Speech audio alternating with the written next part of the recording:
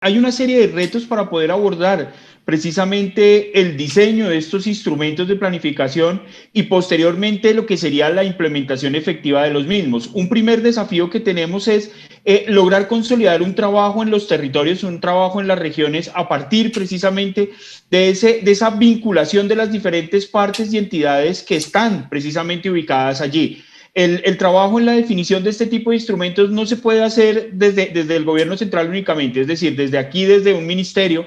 Esto se tiene que hacer en el territorio. Primero reconociendo lo que son las particularidades del territorio, reconociendo cómo son las dinámicas hidráulicas que se dan allí, cuáles son las necesidades, pero también cuáles son las opciones y oportunidades que se pueden dar en el manejo hídrico precisamente en torno a estas cuencas. Una vez se tiene esa priorización, podemos pensar entonces en generar unos espacios de diálogo donde de forma conjunta, de forma colaborativa, podamos entonces abordar el diseño adecuado o el ajuste de estos instrumentos para que posteriormente de ahí podamos tener también un plan de implementación. Y algo muy importante que debemos tener en cuenta es la armonización de ese trabajo con otros instrumentos de planificación, porque desafortunadamente a veces lo que ocurre es que un trabajo va para un lado mientras los instrumentos o lo que se tiene en el territorio va por el otro.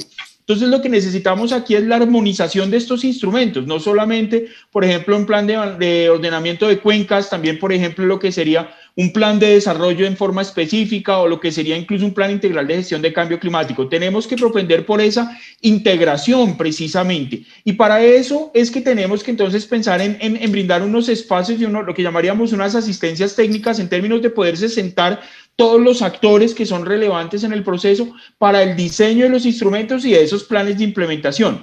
Y luego, una vez logramos ya tener esos planes de implementación con la mayor claridad posible, el desafío entonces viene es cómo empezamos a generar las dinámicas para que se implementen estos planes. Y esto requiere entonces no solo de una voluntad política, de una voluntad técnica que se haya dado o se vea plasmada en estos planes, sino también de la posibilidad de asegurar recursos que permitan la implementación de estas acciones. Y esto conlleva entonces a poder integrar desde la misma planificación lo que serían los posibles actores que participan y que se vinculan no solamente con unas responsabilidades en términos de ejecución, sino también unas responsabilidades en términos de recursos. Entonces aquí tenemos que ver cuál es el rol, por ejemplo, que juegan las autoridades ambientales locales, el rol que juegan los municipios, el rol que juegan las gobernaciones, el rol que juega la autoridad obviamente nacional y muy importante, el rol que juegan los diferentes actores en el sitio, ¿no? En el territorio. Entonces creo que esos serían como a grandes rasgos los desafíos que tendríamos y las oportunidades